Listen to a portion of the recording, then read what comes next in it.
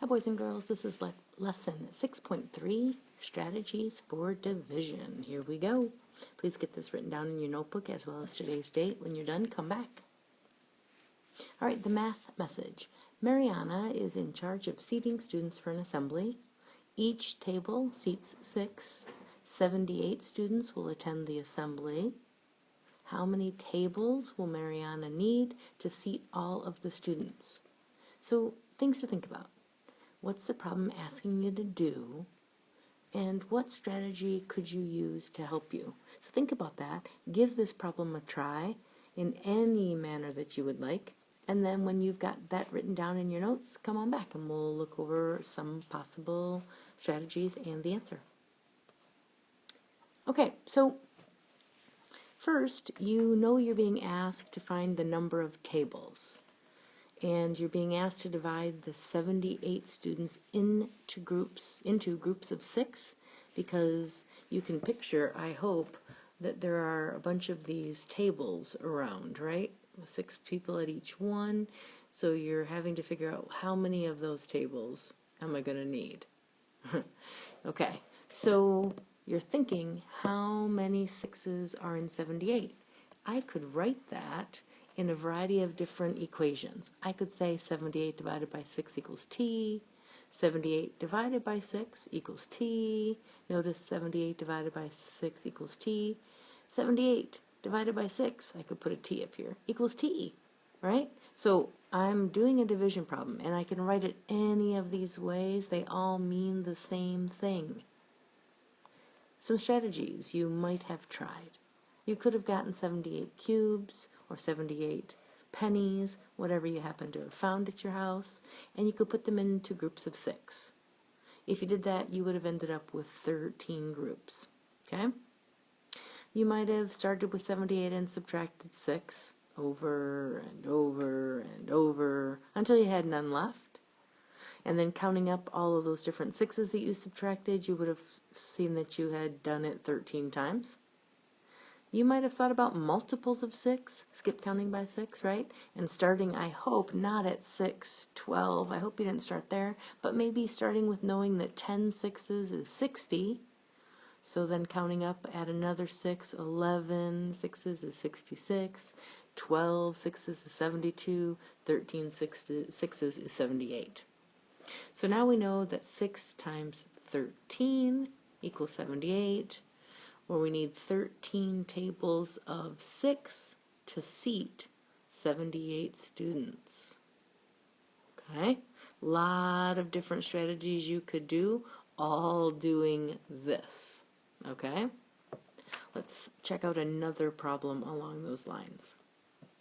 So we're going to try the multiples method today, the one that was at the bottom of the previous strategy possibilities, to help us divide problems more efficiently. Because if I had to put out 78 pieces of something and count them out, that's going to take me a really long time. First, it's going to take me a long time just to find 78 of something, and then to break them up would be a forever project, not very efficient. And the same would be if I kept subtracting 6 away from something. That's going to take me a long time, and the possibility for error is pretty high. So we're going to try that third strategy, the one with multiples, and see if that's efficient and correct. So here's the problem I want you to try that on. So Colleen is uploading her family vacation photos to a digital photo album.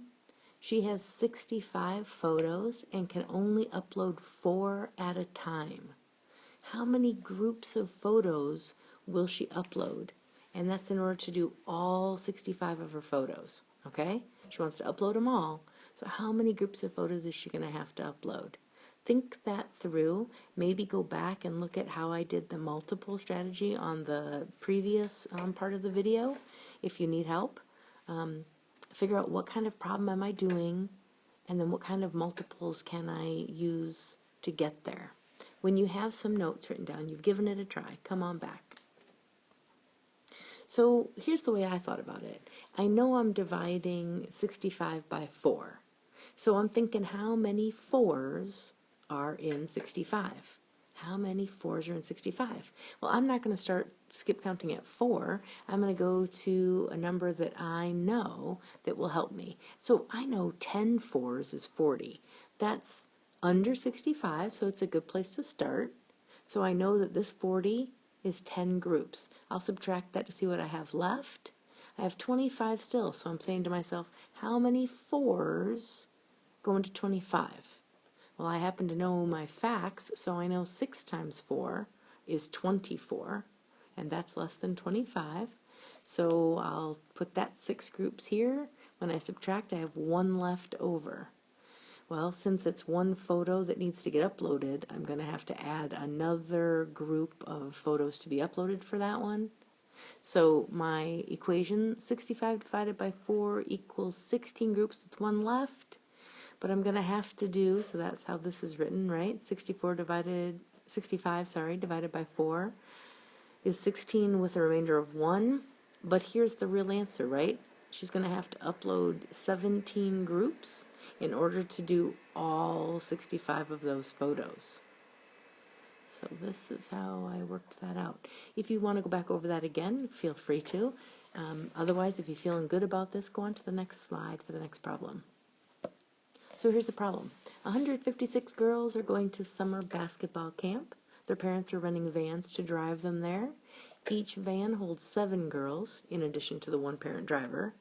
So how many vans should the parents rent to get all 156 girls to basketball camp? What kind of a problem are you doing? How can you approach it? Think of the multiples that you might be needing to do. Give it a shot. When you think you have it, come on back and take a look. All right, so you're trying to figure out how many 7s are in 156.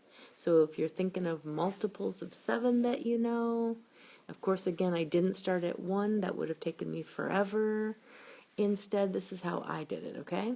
I said, I know 10 7s is 70. But that's still way too low. I'm trying to get to 156, right? That still is going to take me forever. So I'm going to say, well, if I know that 10 7s is 70, I could do 20 7s for 140, and that's pretty close. So I'm going to start there. So I did that, and that's 20 groups of 7s in the vans, right? I'll do a subtraction problem to see what I have left to take care of. Okay, there's 16 girls still not in vans. So how many 7s can I get out of that? Well, I can get 2, because 2 times 7 is 14. I'll subtract. I've got 2 girls left. I'm going to need a van to put them in. So how many vans altogether did it take?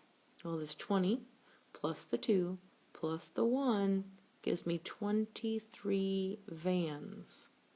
There are other ways of doing that problem, and I could have done smaller numbers than what I chose to, but I went with the biggest ones that I knew the answers to so that I would have less chance of making a subtraction error. All right?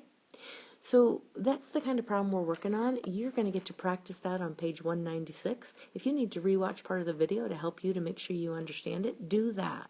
Okay? It's a complicated process in some regards, but it's going to set you up for partial quotients division, which is what we're going to be talking about going forward. So give this your best. Do the practice problems. After you think you have them, come back and check them, correcting in pen so that I can see what you're still needing help on. Okay, here you go. There are the answers. I hope they were good for you. We can talk about them during the lesson tomorrow. Have a great night.